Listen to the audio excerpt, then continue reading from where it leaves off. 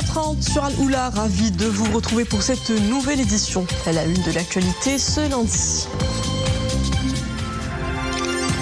Le Panama considère l'initiative d'autonomie comme la base la plus sérieuse, crédible et réaliste et l'unique solution à l'avenir pour résoudre le différend régional autour du Sahara marocain.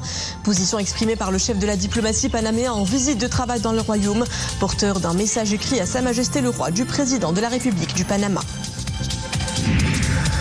Puis nous nous envolerons vers Paris où s'est ouvert aujourd'hui le 55e Salon international de l'aéronautique et de l'espace.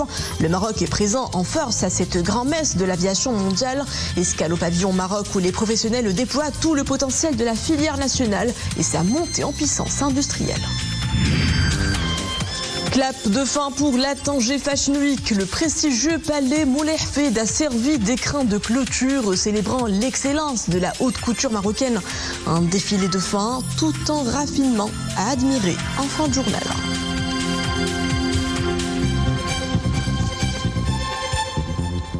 Bonsoir. Maroc-Panama, des relations bilatérales promises à de plus larges horizons. En visite de travail dans le royaume, le ministre panaméen des Relations extérieures, Javier Martínez Acabasquez, s'est entretenu aujourd'hui avec son homologue Nasser Bourita. Le responsable panaméen est porteur d'un message écrit à Sa Majesté le Roi Mohamed VI du président de la République du Panama, José Raúl Molino. La question nationale a été placée au cœur des discussions, l'occasion pour l'émission panaméen de souligner le soutien franc de son pays à l'initiative marocaine d'autonomie. Le ministre panaméen a précisé que l'initiative d'autonomie présentée par le Maroc en 2007, je cite, devrait être l'unique solution à l'avenir. L'avenir, un soutien clair à l'intégrité territoriale du royaume qui intervient suite à la décision de ce pays de rompre toute relation avec la pseudo-RAST en novembre 2024. Le diplomate a salué par la même occasion l'engagement avant-gardiste du royaume en faveur de la coopération sud-sud sous la conduite éclairée de Sa Majesté le Roi, faisant allusion notamment aux projets clés tels que l'initiative royale pour l'Atlantique ou encore le méga-projet de gazoduc africain. Par ailleurs, les deux ministres ont exprimé leur volonté commune de poursuivre le renforcement du cadre juridique bilatéral. À cet effet, ils se sont félicités de la signature de plusieurs instruments juridiques, à savoir l'accord relatif à la suppression des visas pour les passeports diplomatiques et officiels entre le Royaume et le Panama, la feuille de route de coopération 2025-2027 et la déclaration conjointe sanctionnant la visioconférence du 27 novembre 2024. Une coopération sud-sud multisectorielle agissante qui s'illustre également dans le domaine de l'enfance. Après le Sénégal et le Libéria, l'Observatoire national des droits de l'enfant a conduit une mission du 3 au 11 juin au Cap-Vert et en Sierra Leone. Au programme de sa tournée continentale, la délégation marocaine a eu une série d'entretiens avec différents acteurs des pays hôtes. L'occasion pour eux de saluer l'engagement de son Altesse royale, la princesse Lalla Meriem, présidente de l'ONDE, en faveur du droit de participation des enfants. Iman Abou. Une mission de l'ONDE au Cap-Vert et en Sierra Leone est un objectif: partager et mutualiser les bonnes pratiques africaines en matière d'implémentation du droit à la participation des enfants. Cette nouvelle mission intervient après celle menée au Sénégal et au Libéria et s'inscrit dans le cadre de la convention de partenariat signée en novembre 2024 avec l'Agence marocaine de la coopération internationale portant sur l'appui aux activités du Parlement de l'enfant de l'ONDE. La délégation marocaine s'est entretenue avec les différents acteurs des deux pays hôtes, notamment au Cap-Vert avec la secrétaire d'État aux Affaires étrangères et la coopération régionale, ainsi qu'avec le ministre d'État chargé de la famille. Ces rencontres ont été clôturées par une visite des locaux du village SOS à Praia. En Sierra Leone, la délégation marocaine a mené une série de rencontres avec la ministre du Genre et des Affaires de l'Enfance, le ministre de l'Éducation, ainsi qu'avec des membres du Parlement de l'enfant sierra-léonais. Les discussions ont porté sur les stratégies de promotion de la participation des enfants, la lutte contre les violences et la prévention en matière de santé mentale. À travers cette mission, l'ONDE réaffirme son attachement au principe de la coopération intra-africaine et sa volonté de faire de l'expérience marocaine un levier de progrès partagé pour les droits de l'enfant dans le continent. Cap sur Paris où démarre aujourd'hui la 55e édition du Salon international de l'aéronautique et de l'espace de Bourget. Le Maroc est présent en force à ce rendez-vous de haut vol. Le pavillon Maroc s'impose en vitrine stratégique pour mettre en avant un écosystème aéronautique national en pleine ascension. Porté par une vision ambitieuse de Sa Majesté le roi Mohammed VI. Retrouvons nos envoyés à Paris, Nadia El-Moudden et Omar Issa, avec un commentaire de Zakaria Mouqimbillah. Le pavillon du Maroc au Salon international de l'aéronautique de Paris, une vitrine du savoir-faire et du dynamisme de l'industrie aéronautique nationale. Le pavillon accueille 6 entreprises nationales pionnières dans le domaine.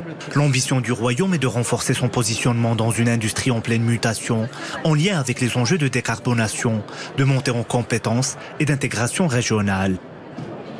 Le pavillon marocain est aujourd'hui composé de nombreux participants, à la fois les clusters d'innovation, la participation de la fédération du groupement des industries marocaines de l'aérospatiale, mais également de partenaires institutionnels comme la CDG, Medz, TMSA et l'ensemble de l'écosystème institutionnel industriel du royaume.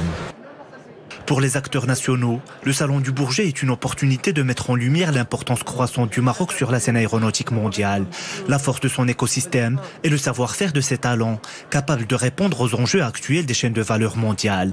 Cette forte présence confirme la bonne dynamique de l'industrie aéronautique nationale ces 20 dernières années, offrant aujourd'hui un grand potentiel d'opportunités aux acteurs mondiaux du secteur.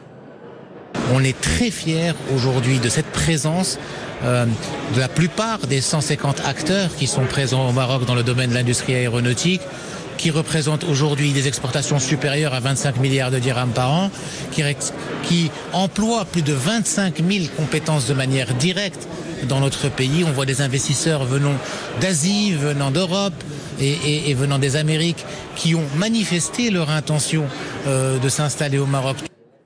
L'écosystème aéronautique national rassemble aujourd'hui plus de 140 entreprises actives dans des domaines variés tels que le câblage, la fabrication de pièces de haute précision, l'assemblage et l'ingénierie, avec un taux d'intégration locale dépassant les 40%. L'objectif est ainsi de s'inscrire dans la dynamique de transformation industrielle, faisant du secteur aéronautique un vecteur de valeur ajoutée et d'attractivité pour les investisseurs internationaux. Sous nos cieux, le temps est plutôt perturbé cet après-midi. Des averses orageuses localement fortes, comprises entre 15 et 25 mm, avec rafales de vent, continueront de balayer jusqu'à 23h ce soir les provinces de Midelt, Khnifra, Ifran, Bni Mellal, Taourir, Tjrada, Taza et Gersif. Des provinces placées en alerte de niveau de vigilance orange. Dans le monde, le Proche-Orient sous le feu des missiles. L'escalade du conflit entre Israël et l'Iran se poursuit pour le 4e jour. Les deux belligérants continuent d'échanger des tirs de missiles. Une nouvelle salve a été lancée par Téhéran sur les villes israéliennes. De nombreux projectiles lancés ont été interceptés par Israël. L'armée israélienne a pour sa part mené aujourd'hui de nouvelles frappes sur l'ouest de l'Iran, dont l'une a touché une caserne de pompiers dans la province d'Ilam, tandis qu'un hôpital a subi d'importants dégâts à Kermanshah.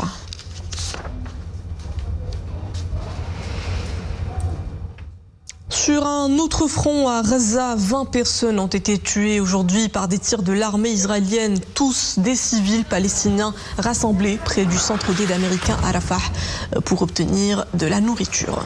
L'attaque israélienne a fait plus de 200 blessés, dont certains dans un état grave, déplore la défense civile de Gaza. Les victimes ont été transférées vers des hôpitaux du sud du territoire palestinien. Des hôpitaux qui ne fonctionnent plus que partiellement en raison des combats et des pénuries de fournitures médicales. En Inde, le choc reste immense après le crash aérien jeudi dernier à Ahmedabad, dans le nord-ouest du pays. Les enquêteurs ont mis la main sur la seconde boîte noire de l'appareil.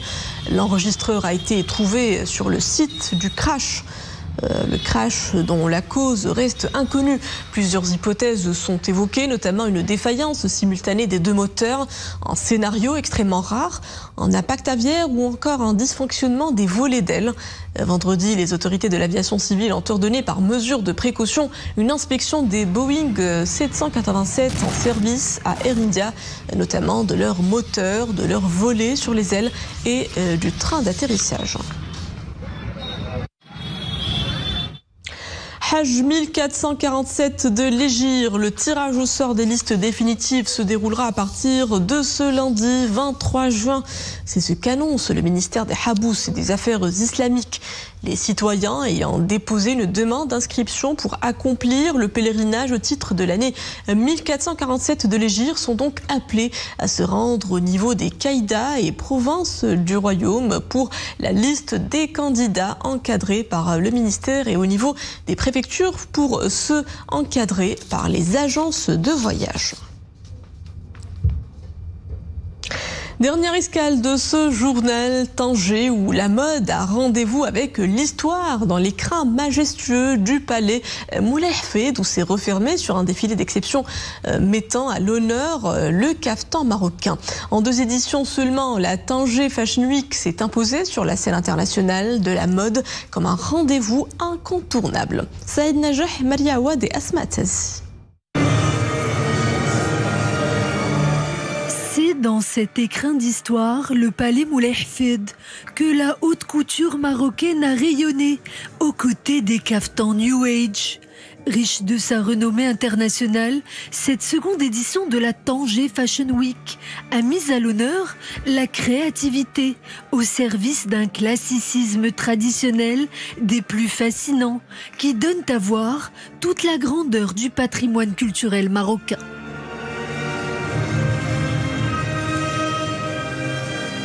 Très heureuse de participer à cet événement, surtout à Tanger, parce que j'ai des origines tangéroises et je porte aujourd'hui le petit clin d'œil de Tanger avec fierté.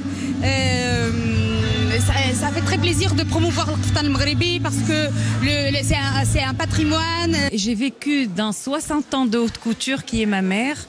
Elle a été décorée par un grand couturier Guérin Hermès. Et j'ai fait plusieurs défilés dans le monde, à Yves Saint Laurent, au Carrousel du Louvre, avec Jean-Paul Gaultier, c'est-à-dire un petit palmarès assez lourd. Et là, je reviens au Maroc, j'étais au Maroc, mais je reviens avec cette Oriental Fashion Show et la Tanger Fashion Week, c'est sa 2e année.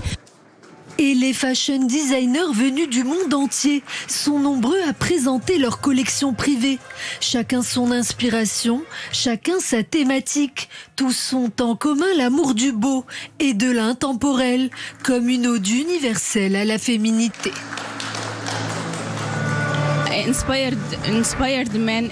Ma collection s'inspire de la nature. Il y a beaucoup d'éléments floraux et d'ornementation. D'ailleurs, il y a de nombreuses pièces qui rappellent les arbres et les fleurs et les cycles de la vie. De plus, mes créations sont fabriquées avec des tissus organiques et écologiques, comme s'il s'agissait d'un dialogue entre l'homme et l'environnement. Porté par ces artistes et ces artisans, Tanger se mue une fois encore en capitale internationale de la mode, une cité légendaire qui ne cesse de se réinventer. Et c'était l'escale de fin de ce journal. Merci à vous de l'avoir suivi. Le retour de l'information en langue arabe est à 21h. Excellente suite des programmes à tous sur Al-Oula.